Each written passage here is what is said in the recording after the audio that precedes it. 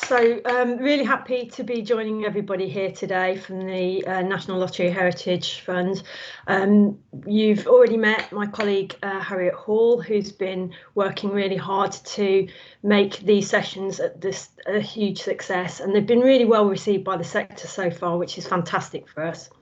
So we're here today to talk about our new online guidance, which is part of our digital skills for heritage work. And this guidance that we're releasing this week is called Online Privacy and Security, and it's been developed and delivered for us by Naomi Korn, who's here with us today to talk about the work, give us an outline, and then answer your questions and issues around privacy and security online.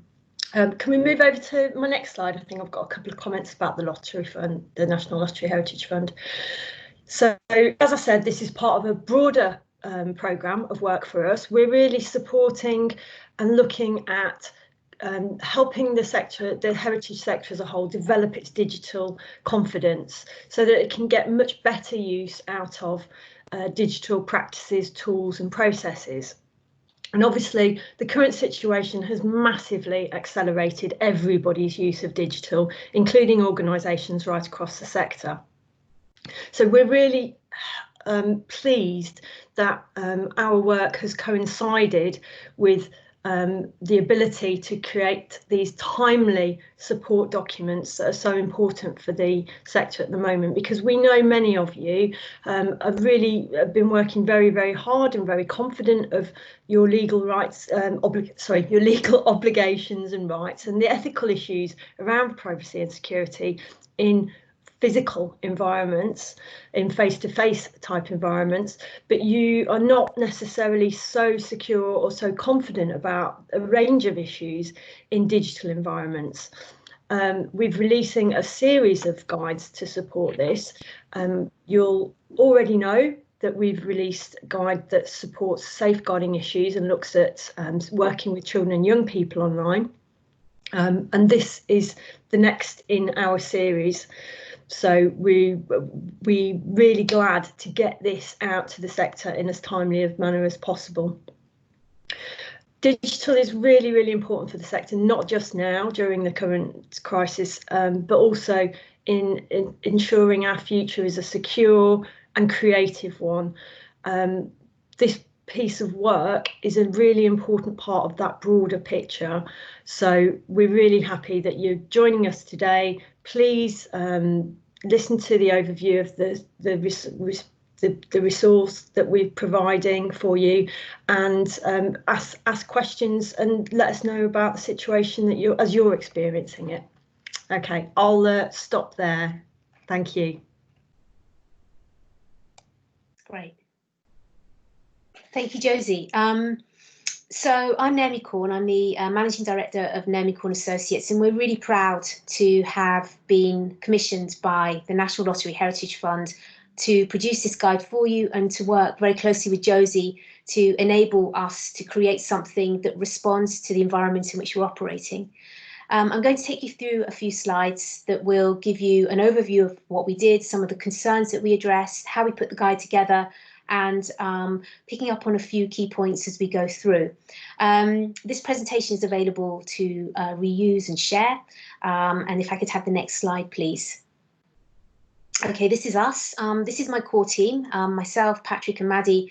But working on the guide with me was Carol Tallow, OBE, who used to be the Director of Policy at the National Archives and is one of our senior consultants, providing support both to ourselves and also to government on data and privacy issues. Can we have the next slide, please? Okay, so I'm going to look at some of the common areas of concern for our sector in terms of online security and privacy. I'm going to set the scene, and then, as I said, I'll highlight some of the key points of the guide that you'll be interested in and how the guide meets these needs. The guide is live right now, and I'd strongly recommend that subsequent to the webinar, you jump online and have a read of it. It's about 18 pages of really informative text, but I'll talk more about that in a moment. Can I have the next slide, please? Okay, so even before COVID, we have been using technology increasingly to support our own lives, our work lives, and how we connect with each other.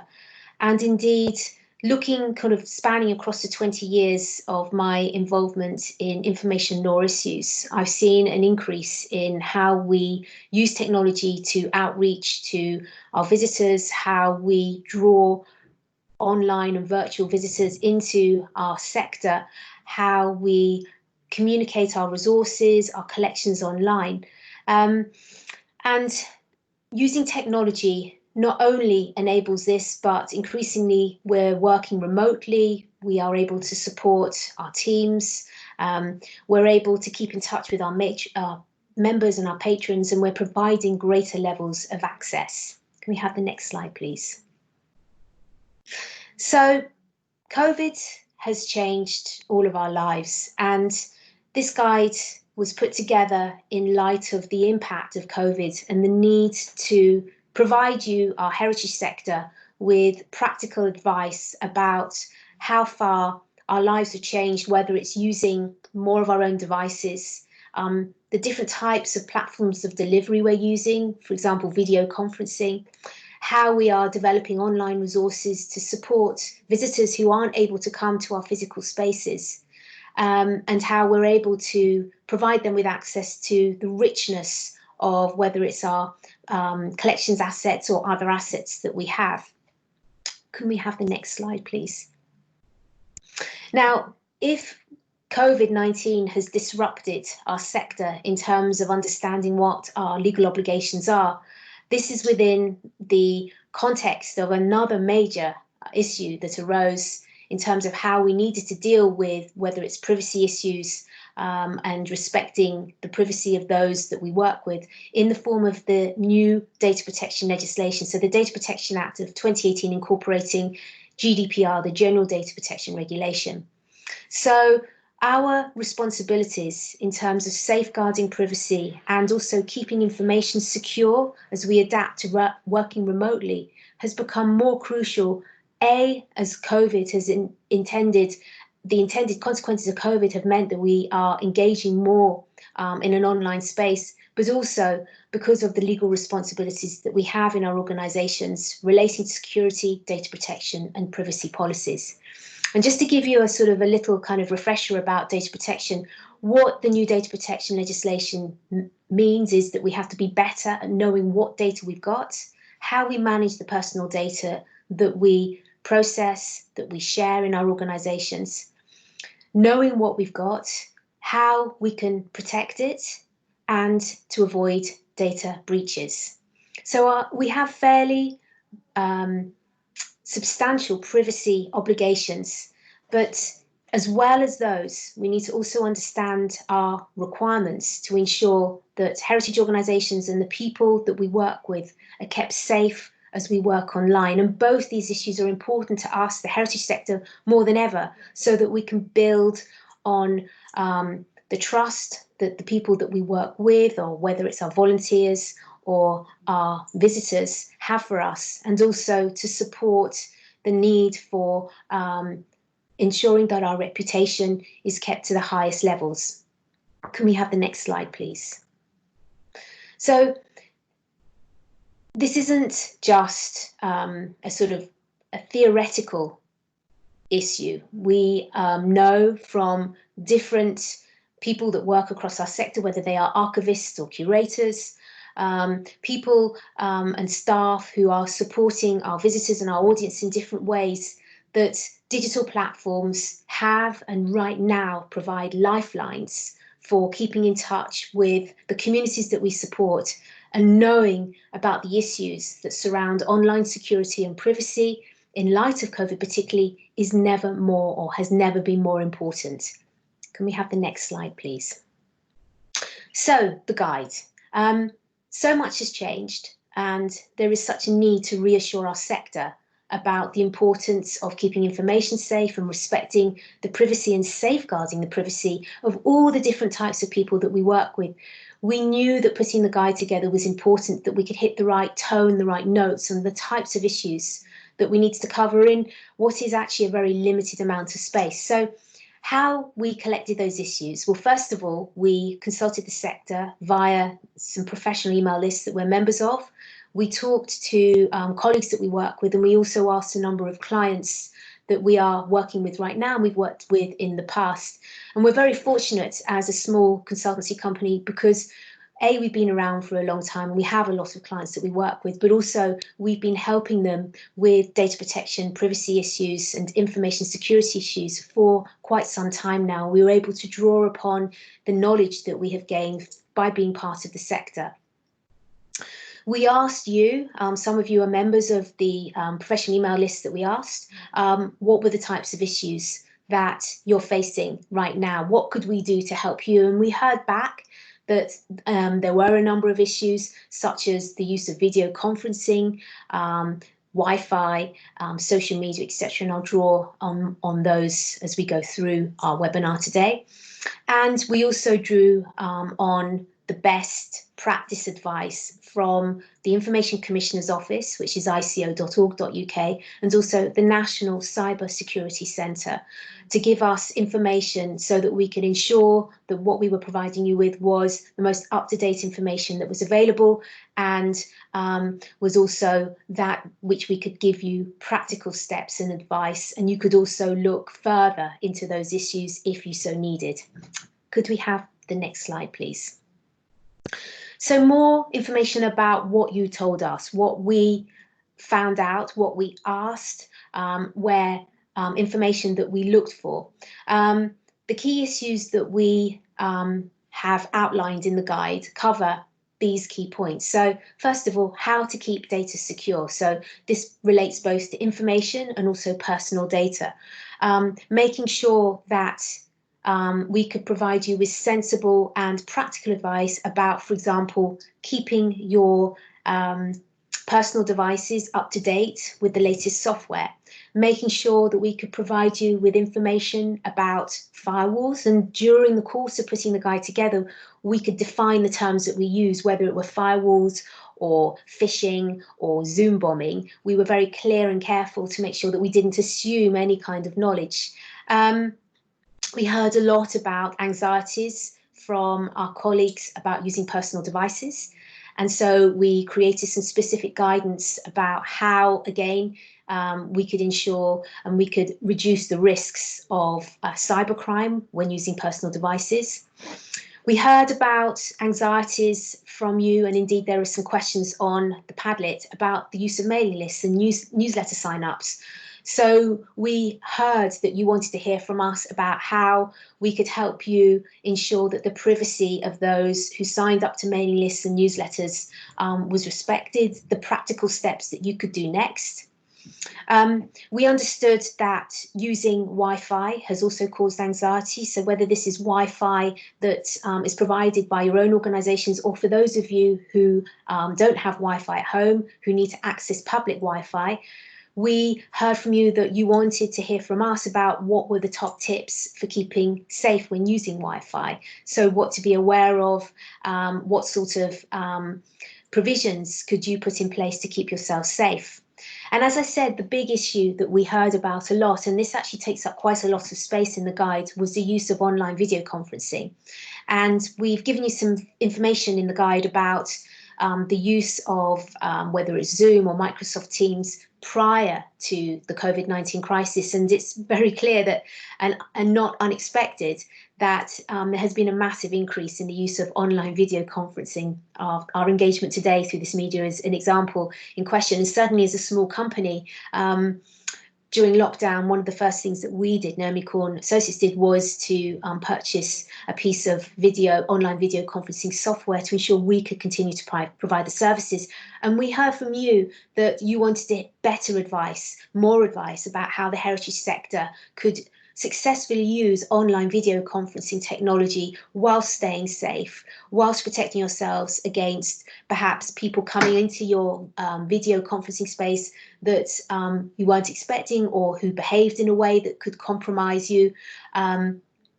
We also wanted to make sure that within all the guidance and advice we gave, it was done within the context of encouraging you to use the technology, rather than to say, look, these are two big issues for you to deal with and not to embrace fully the benefits of technology, but the opposite, that actually all these areas provide huge opportunities for our sector, but used in the right way, it's possible to safeguard privacy and also protect the security of the information that's being shared. We heard from you about social media, that during the times of lockdown, when our physical spaces are closed, that social media is an extremely important way of staying connected with our audiences. But we heard from you that privacy issues are of concern to you, and so we provided advice and guidance about how you could protect the privacy of those people that you are perhaps either communicating with through social media, or our own staff, our own volunteers, through those platforms. And finally, we also heard that it was important that we could provide some really sensible, pragmatic advice about how to manage risk in these spaces and the sorts of things that you would need to do next. Can we have the next slide, please? So what does the guide do? Well, the guide provides an overview of all of these issues. And as I said, it's about enabling you to continue to use technology, but within the frame of the legislation and important considerations about keeping safe. They are presented in a way that are sort of sequential and easy to understand. As I explained, we have done our best to try and explain terms that we've used so that we've not made any assumptions, and we've provided as accessible language as possible to explain what are actually quite complicated issues. We collected a number of quotes from colleagues across the heritage sector who also provided us with information about the sorts of areas they thought would be useful to hear from us about. And we try to cover as broad a range of colleagues from our sector as possible, so archivists and people who work in heritage organisations, and also we were really pleased to get quotes from colleagues at Collections Trust who provide standards for our sector.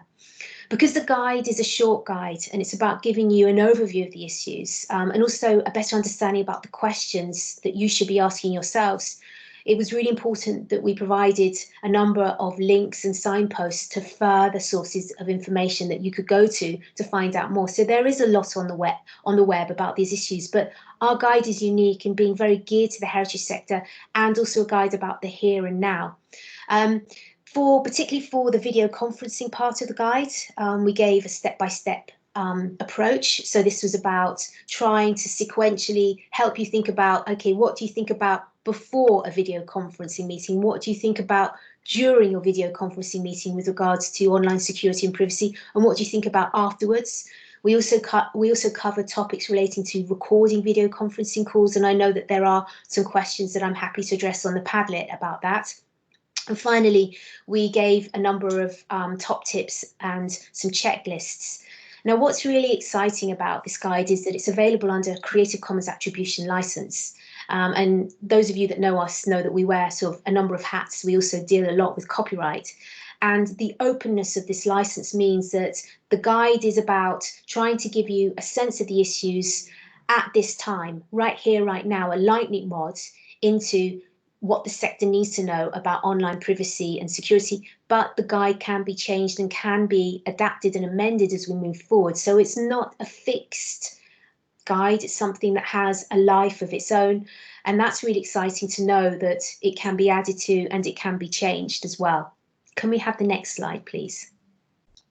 So to give you a kind of a sense of what we covered, and I would strongly recommend that you read the guide. This is an overview of some of the points we've covered in one of the checklists. So this is just a small part of the guide itself.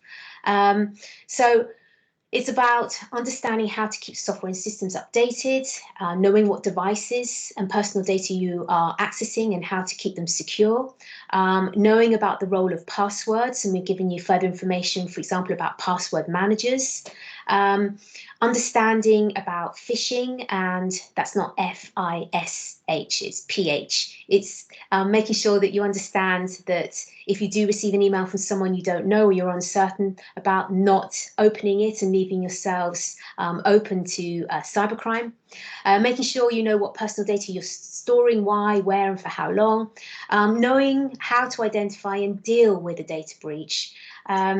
Knowing how you can communicate online security and privacy responsibilities to the people that you work with. For example, to those of you that have volunteers that don't need as extensive information as we provide, you just need a snapshot.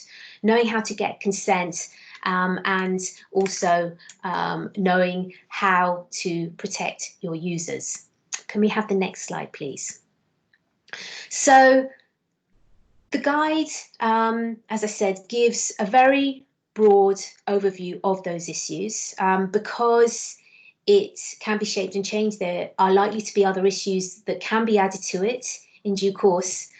But on the basis of this introduction to the topic, I wanted to open up questions for you so that we could get to maybe some of the issues that matter to you, and I can explain those in more detail. Thank you. Hi there, I'm just going to ask Josie to turn her camera back on as well. Oh, I've just seen someone ask a question about the presentation, and afterwards we will circulate it so that you can see it again. So our first question on the Padlet is, if running an event on Zoom, should you always save the chat in case future safeguarding queries arise, or never because it breaches people's privacy? Does the document you then save need to be password protected? Okay, so in essence, thank you very much indeed for that question. In essence, the recording of chat, if you are doing so, it's advisable to ask delegates and people who are participating for permission to do so. And I think a bit like the way that you introduced the webinar today, Harriet, which is, you know, if people don't want to be recorded and are perhaps concerned about anything that they put into the chat box, is to perhaps refrain from using that functionality. That's one option. But the other option that we've also suggested is perhaps along the lines of consent. But I do think that when it comes to recording chat, it does also depend on where you're recording it and how you're making it accessible, and that will also depend on the type of consent that you'll be looking for. So I would say that if it was chat that was perhaps being stored internally, it would be maybe a lighter touch approach than if perhaps chat was being recorded, then stored on the cloud, and then maybe circulated further. The more you make this type of information available, actually the greater the risk. So the answer is it depends, as so much does. It depends on what you're doing with it. It depends on the specific context. It also depends on what you're chatting about. So if you're chatting about information that is confidential to your organization, if you're chatting about individuals through the chat box, if you're sharing information that could be what's called special category information, so that relates to people's ethnicity or religion or sexuality, then you'd have to be even more careful about recording that. And also, I would say that chat goes down the same route as all other personal information. Only keep chat as long as you need it. So if you don't need it, don't keep it. Because bear in mind, underpinning all of this, and we have explained this in the guide, is your obligations under the data protection legislation to provide people whose personal data you're recording with that information, if they so ask, through what we call a subject access request, a SARS. So the longer you hold on to something, the more responsibility you have for it. Thank you, Naomi. Josie, I don't know if you want to add anything. I won't add anything to that. I think that was a really good answer. The way that I think about it when I'm working with and any kind of thinking about collecting any data from anyone else doing it is I work backwards from, well, what's the point of this? What is it that I'm going to do with it, and how is it that I'm going to be used? And then I use that to inform the kind of processes and practices that build up to that point. And I think really that's good practice for all of us, just to be really clear on why we're collecting things, because that then helps inform what it is we collect and how we manage and how long we hold on to that material. Brilliant.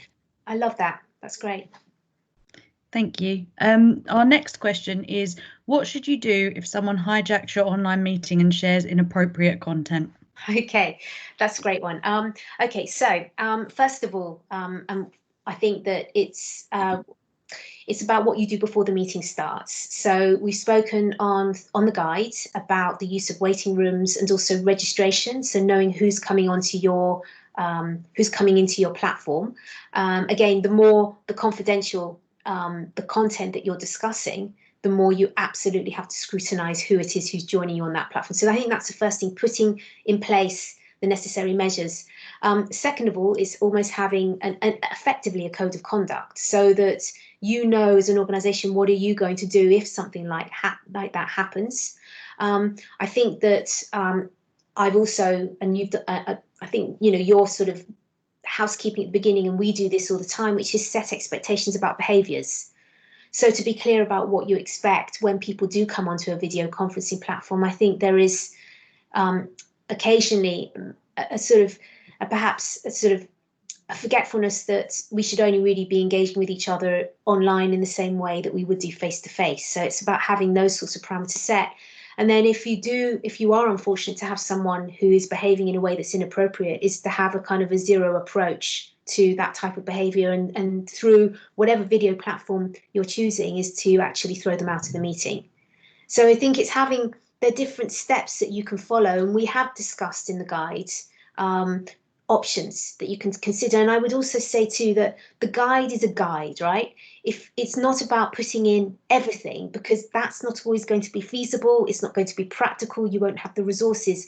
This is in an all kind of blue skies, you have as much time and as much resources to do all of the things, brilliant. But you as an organization will need to decide what your greatest risks are and put in place either some or all, according to where your greatest risks are, of the measures that we recommend that you do so. Josie, I'm not sure if you want to add anything to that one. Yeah, I'm really proud of the work that Naomi's done in terms of the guide in supporting the sector in terms of Zoom bombing and other attacks in chat rooms. I was in a room recently where that happened, and it was unpleasant for me as somebody participating in the event, but I imagine 100 times more unpleasant for the people that were running that event and who were contributing to that event as well, because obviously you have so much more invested in it than somebody that's just participating. So everything that Naomi said, please do read that section of the guide and have a think about it. And I think in terms of being prepared, just kind of understand what the functionality of the chat rooms are, because you will want to be able to kick people out or block them very quickly. And the other thing is, you know, you might want to consider as well shutting the meeting down entirely. If it's too much and you're playing whack-a-mole with a bunch of trolls, sometimes the best answer is just close the meeting and send around an email apology, you know. So but kind of think about, if you've thought about these things beforehand, it will be less stressful, although it will still be very stressful at the time to deal with it, and you will have been able to practice a little bit in your mind what your responses will be. Yeah. And that's always much better for you and much better for everybody than having to kind of act on the fly and wondering whether you've done the right thing or not. So yeah, it's good to be prepared. It's also worth just pointing out that you know, groups are being targeted. So if you are in a group where you're dealing with things around protected characteristics, unfortunately, the horrible truth is that people are targeting those kinds of meetings and groups, and you unfortunately need to be prepared for those now. And is it fair to say, I mean, I agree with you, Josie, 100%. And I know, like yourself, I know of a couple of people who've actually been in meetings, and the meetings have been shut down as a result of trolling. Is it fair to say that there's a balance here between sort of almost openness of the meetings and having that space where you can allow people to come in without a waiting room functionality necessarily, or a registration, versus the greater the likelihood that you are going to get people coming in? So it's about weighing those two things up, and it's not negating an open meeting, but having almost, what do you do if, as you suggested, if something goes wrong?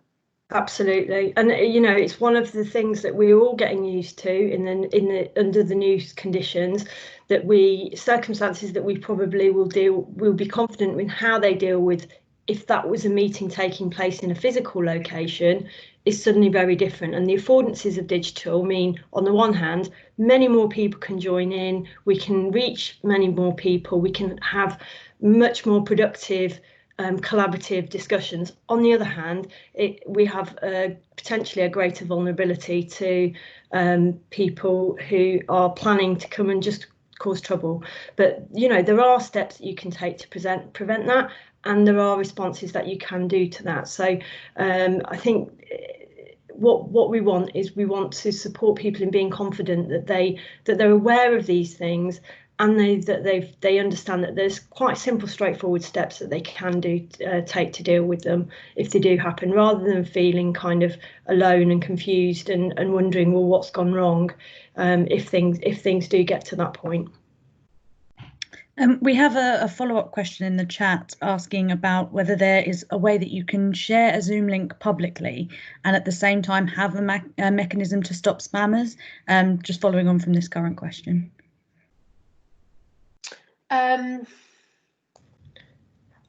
don't think we should get into the technical details in this meeting, but obviously you can stream things that are view only. Yeah. So there are kinds of options to do that, but obviously just be very careful about doing that. And if you're if you've not got somebody who's like technically quite confident on your team, then you need to think about, well, what's the impact on that and the vulnerabilities that you might be opening up, and whether your ambition may outweigh your own kinds of abilities at certain points as well. So it's kind of getting the balance right with those things. I think there are a variety of ways of doing things, and a lot of people looking to do the same things at the moment as well, who can help you and can give you advice and support. Thank you. Our next question is, can I use my personal device to do work for my organisation? Well, the answer is probably. It depends on your organisation's acceptable use policy. So I would say that probably pre-COVID, more of your organisation, if you had them, IT policies or acceptable use policies were less keen on individuals using personal devices. But I think in light of COVID, there have been some sort of amendments to those policies, whether they have been cemented in the policies or simply verbally agreed, that actually organisations who have staff working, the need to work remotely, home working, it's a necessity to use a personal device. So I wouldn't, without knowing your organisation's policies, certainly from a theoretical perspective, I certainly wouldn't say no.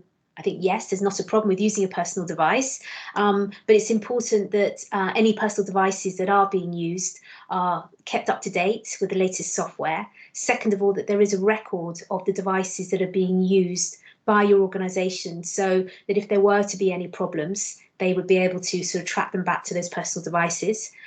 Third of all, any devices that are being used should have password access or fingerprint access only, so that there is a security in terms of gaining access to the information contained within them. And then the fourth piece of advice I would suggest is that there are some very useful file sharing, cloud-based storage facilities that are available, which often have their own encryption. So for example, myself and my team, we use our personal devices, but we have double encryption. So we have an encryption to get into the device and then a subsequent encryption to get into our files, which are stored safely in the cloud. So those sorts of, I think, parameters can help to keep personal devices safe, and the guide is useful for running through some of those that you can consider as an organisation. Josie, would you like to add anything?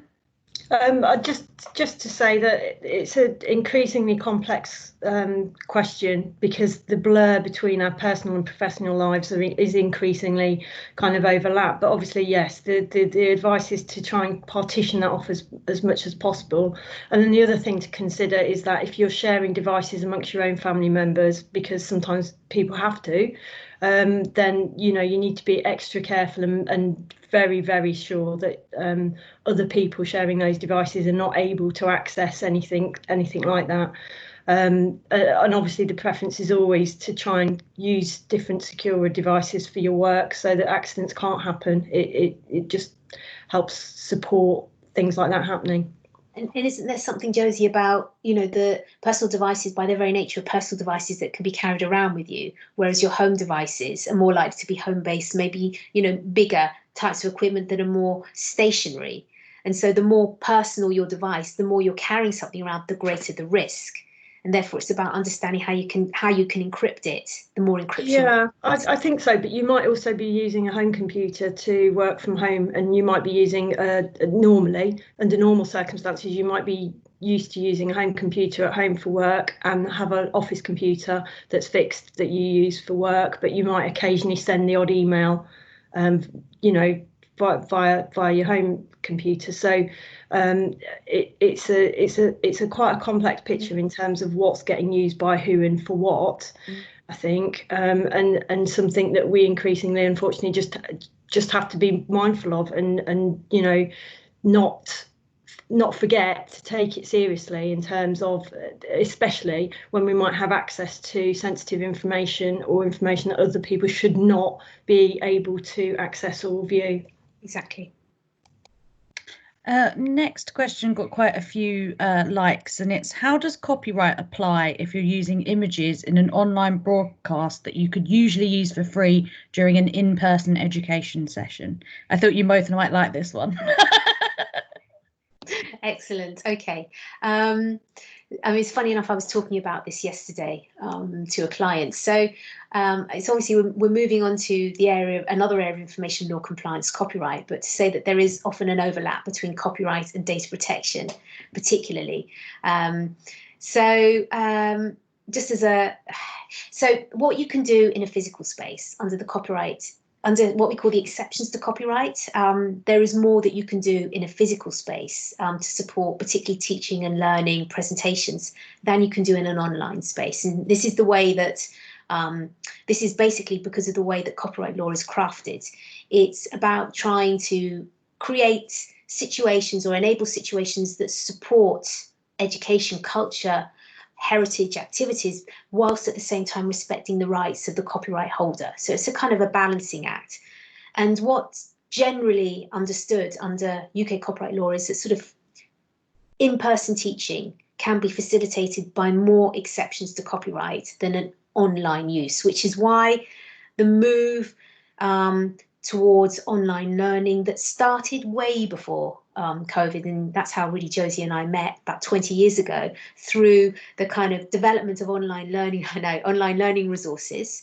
And now when we're looking actually at less blended and more online learning, particularly for the next academic year, the way in which you can use the exceptions to copyright isn't the same. And so looking at copyright, there is more onus of responsibility on people using copyright works to find copyright works which have already been cleared for use. So, for example, Creative Commons licensed content, which there's, I think about 2 billion items now available online, or going and getting permission to do so, because the exceptions that support face-to-face learning do not go far enough for that different online space. In a nutshell. Josie, would you like to add anything? I don't need to add anything to that other than that Naomi and I are quite nerdy about copyright. Probably Naomi's even more nerdy about copyright than me. It's an area that we both really enjoy and we're interested in. You'll have noticed that this guide, as Naomi said, is released under an open license. We're really supportive of people using open licenses across the sector because it helps for all kinds of things, as well as making use and reuse a lot simpler for more people. We've been asked a clarification question in the chat, which is, when we were talking about software and personal devices, is this protection software or software more generally? Well, it would be both, because again, without sort of trying to avoid a little bit of the technicalities here, general software that you might be using on your personal devices, or even the operating system that you're using, will get updates from the software provider, and many of those software updates will fix bugs, and some of those bugs will relate to online security, so keeping you safe better. And so it's about making sure that when you get a prompt for that software, is to make sure that you keep responding and keeping that up to date. So that's kind of one of the aspects. So it's a kind of a bit of both. And then the second will be, sometimes, and this could be a whole range of software, you'll have specific software or that you'll want to keep updated. And then also you may, as an organization, choose encryption of a particular type. It might relate to the security of your systems that you may choose. Also, you may also want to keep updated. So extra protection for your devices. But more than that, I'm going to pass over to Josie to see if you have any sage advice. I'd just say that the other thing to be mindful of is that the kind of previous model, it still exists for many organisations, was to buy in software, and obviously if you're not prioritising your IT investment, or you've not got very much money, so you let that slip, you may own a license to a product that it isn't very well supported anymore, and actually does represent a bigger security risk than other ones do. So, you know, it's easy for me to say, you know, make sure that the software that you're using is up to date. It's an expensive way of doing it sometimes for organisations, especially if they're going to buy like new licenses en masse. However, most organisations have changed their models in terms of that now, so they'll pay to play. So they'll have licenses, but it will be on a kind of an ongoing basis with one of the big providers.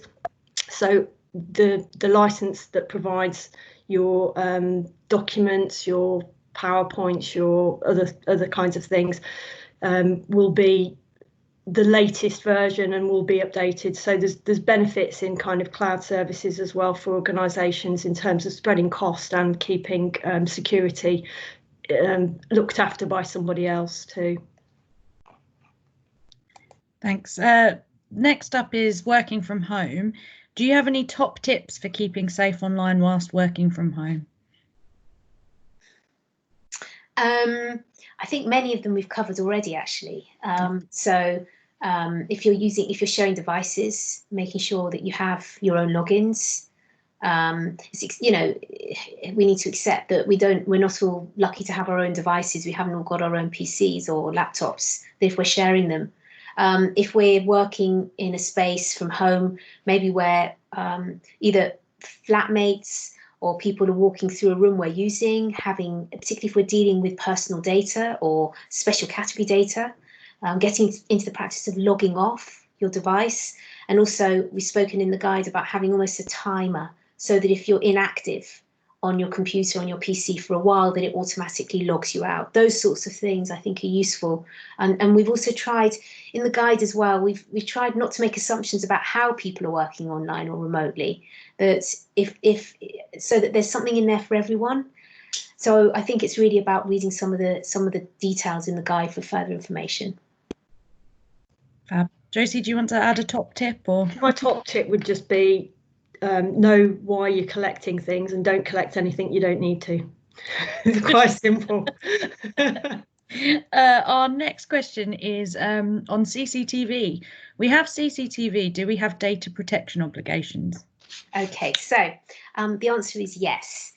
There is guidance provided by the Information Commissioner's Office, so they've been referenced all the way through the guide, ICO, about the use of CCTV. And actually, if you are recording through CCTV, you have special obligations according to the data protection legislation. For example, you'll have an obligation to encrypt any images that you're collecting, and also to make sure that those images are password protected. The types of content that you're collecting, those images are seen as effectively special category. There's also guidance as well relating to the use of CCTV cameras about making sure that the devices where you're holding your images is kept securely and locked up, so that if there are any break-ins in your organisation, that's material that you really do keep safely stored away. Now, we didn't cover in any detail CCTV. I think that's a really good example of one of the issues we didn't, simply because there was so much else to cover in the guide. But whoever asked that question, thank you very much, because it is something, again, to be mindful of. And I can't stress enough the importance of keeping up to date with your understandings about privacy as it applies to everything that you do. And the Information Commissioner's Office and the National Cybersecurity Centre just provide really, really good guidance about these topics. Thank you. Josie, anything to add? Or Just I never thought I'd be talking about CCTV privacy ever again. I worked on big schools buildings program a little while ago, where CCTV was a very, very hot topic in terms of privacy and protection. We haven't covered it in the guide, as Naomi says. That's because these guides are rapid response documents to the kind of most common things that people will find themselves up to at the moment, and that tends to be people working at home, people putting online events on, people looking at collecting and expanding their mailing lists and their membership lists. So we're focusing on those. But again, as Naomi said, these are openly licensed documents. We can expand them and we can develop them. We can come back to them. So please, if there's things in there that you'd like to see in the future, then do let us know. Fab, thank you. Next question is, do all personal data breaches need to be reported to the ICO? Okay, so it depends on the extent of the data breach and whether there's information in the data that's been breached. So to be clear, and we define this in the guide, data breaches can be the loss of data, it can be through deliberate hacking or cybercrime, or mislaying data. Any data breaches that potentially or definitely affect the rights and freedoms, that's the definition, of the individuals concerned, need to be declared to the Information Commissioner's Office. Okay, so there is something here about trying to kind of, it's not so prescriptive. However, the Information Commissioner's Office, if you want some guidance, does have a step-by-step guide that you can complete, like a sort of a questionnaire, a very light touch one, indeed, just a few questions to see whether you do need to declare the data breach. Okay, but in essence, that's what it is. It needs to declare them to the Information Commissioner's Office. They have to include personal data and either definitely or possibly affect those whose personal data is affected by the breach in whatever shape or form it's occurred. You have 72 hours to declare it if you do to the Information Commissioner's Office. So then here you can see the role of policies to make sure that your organisation is kept up to date with what's expected of staff if there is a breach. And I should also say that any data breaches that don't include personal data still need to be recorded internally. You still need to take account of those. So that's irrespective of whether you are declaring it to the Information Commissioner's Office. So again, this is a sort of short and brief summary about it, but we do cover this in the guide as well. Josie? Okay. Our next question is, has data protection guidance changed since the start of the coronavirus pandemic? Okay, so your legal obligations haven't. So to be absolutely clear, you still have to do the same things despite COVID. And this is one of the reasons why this guide is so important right here, right now.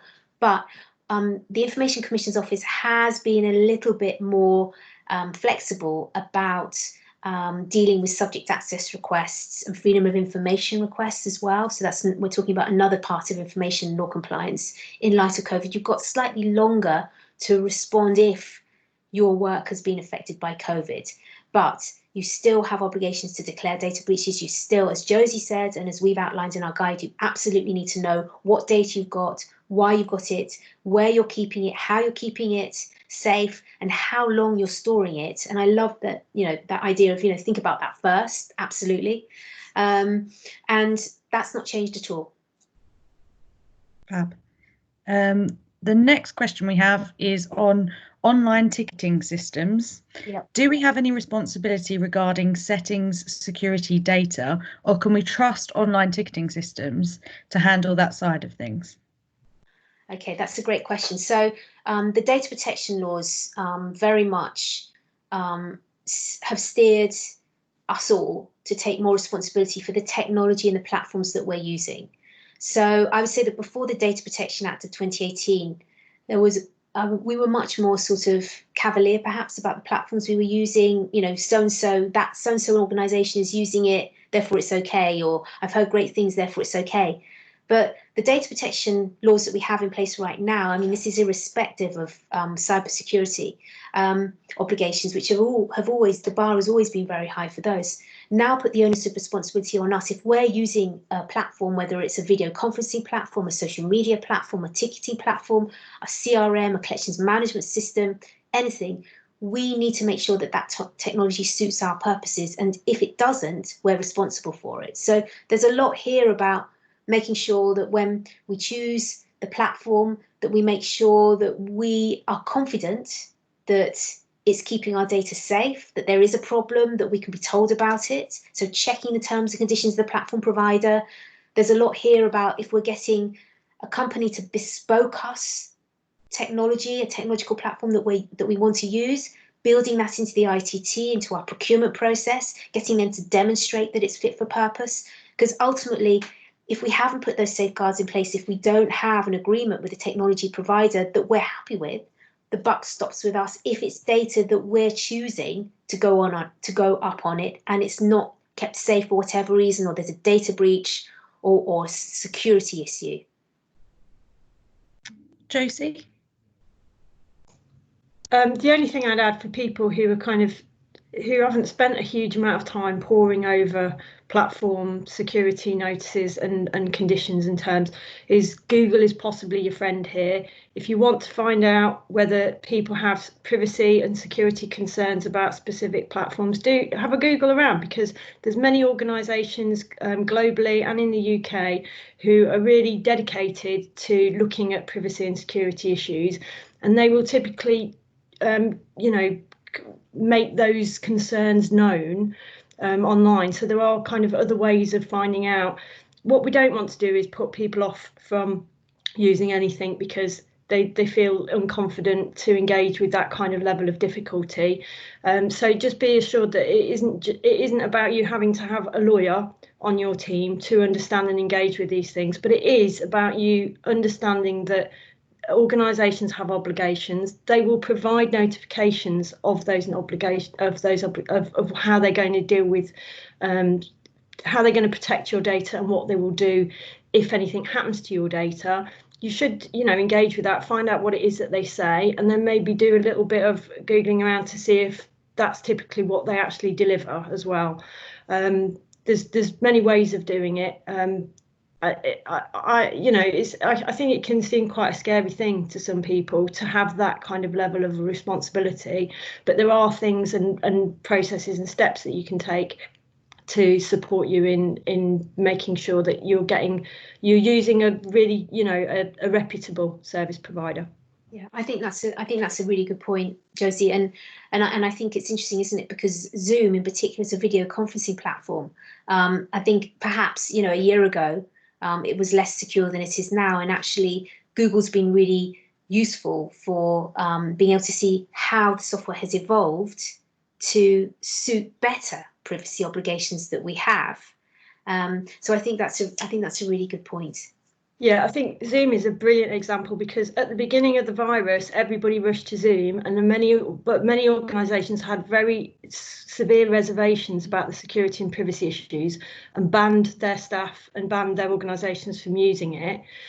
There was immense pressure from global organisations about those security and privacy shortcomings, to which Zoom as a company responded to quite promptly and reviewed and revised its terms and conditions. Now, I'm not suggesting that if you were in a camp previously where you wouldn't use that platform for those security reasons, that's necessarily all been taken care of and that you now want to reverse your situation. But do be aware that, public pressure and organisational pressure can be brought to bear on organisations, and organisations can actually improve their practice. They don't stay static. Also, they can get worse as well as better. So it's a good idea to keep an eye out. Yeah. Perfect. Yeah. We've got another question on, it's about free public Wi-Fi. Are there any rules regarding setting up free Wi-Fi for visitors to use, e.g. needing to take their details, limit use, have it separate to staff Wi-Fi, etc.? Are there any practical considerations to take when setting it up, particularly for this, the person asked the question, in a large outdoor space? There are steps that you can take to, there's a lot here about working with your IT teams to limit the capacity for people to use Wi-Fi in ways that they shouldn't be using it. So to perhaps limit the amount that can be downloaded or the capacity of the Wi-Fi that's provided. I suppose there's an issue here, which is that if you are providing public Wi-Fi, if you are collecting information about individuals who are using it, you are responsible for the information that you're collecting about those individuals, and the same parameters exist, which is being aware of why you're collecting it, and making sure that if you are holding it, being mindful of how long you're holding on to it for, and having a very clear deletion policy. So it's more about, you know, what not to do, which is to use Wi-Fi as an excuse to collect information about your visitors and then not know what you're collecting or where you've got it, or even having any retention schedules. I'd say best practice is always to provide guest Wi-Fi for external people, and your Wi-Fi provider should be able to partition an account and set that up for you. As somebody who's dyslexic, my big beg to everybody is always just don't make the password impossible to be able to use, because I've been to so many places where the password is like 50 items long, and there's no way that I, as a dyslexic person, am ever going to get onto that network. It's just not going to happen. But there are ways of doing that, of protecting your network. Again, it's not necessarily something that you want to set up as somebody who's not confident in working with networks in the first instance. There's advice and help out there that you can tap into. But yeah, best practice for me, always have a separate guest network that's password protected, but make it so that it's not Fort Knox for your guests to get into. I think we're starting to come to the end of the session, so I just wanted to give Josie and Naomi an opportunity to kind of any last top tips or any kind of wrap up messages you want to send to everybody. Shall I go first, Josie? Oh yeah, go for it. Okay, doke. So I think well, again, to thank the National Lottery Heritage Funds, particularly Josie, for kind of working with you and for you on this guide. It's been a real pleasure, and I'm really excited about what we've produced and the benefit both now and also in the future. So thank you. I think it's, as I said, it's about weighing up all of these things together in the round, and to be very sort of circumspect about what you're doing, understand your obligations, but be mindful about the capacity you have, your resources. I think Josie's sage words about, for example, Googling a platform provider. You know, I'm saying read the terms and conditions, and Josie said, no, just Google it. You know, don't get, you know, that's really, really sensible advice. And so, you know, do what you can, do your best efforts to you know, make sure that you're compliant, but also, you know, we have limited resources. We are a sector in crisis. We have real issues regarding capacity right now. And so you've got the key points in the guide, our best practice advice for the things that you can do. And if not now, then think about maybe at some point how you can integrate these into even a sort of a short, medium and long-term plan to move you forward as best as possible. And also think about the areas of risk. The areas of greatest risk are the areas that I would recommend that you look at. I just want to say huge thanks to Naomi and her team for producing the guidance. It's really helpful, useful, clear guidance that we know will be immediately and practically useful to the sector. And, you know, it's a real pleasure to be able to support the sector at this really difficult time. Privacy and security are really important, even though most people think that they're quite boring things. There is a risk that as things move online and as things move rapidly online, that our personal privacy is eroded or not taken quite as seriously. And we've seen that play out with a lot of the kind of conversations that have been going on around increasing kind of looking at people online and things. So you know, it's really important that we understand why those things are valuable, and that we work as a sector to support and protect those privacies and those rights as well. So thanks all for coming along and playing your part in that.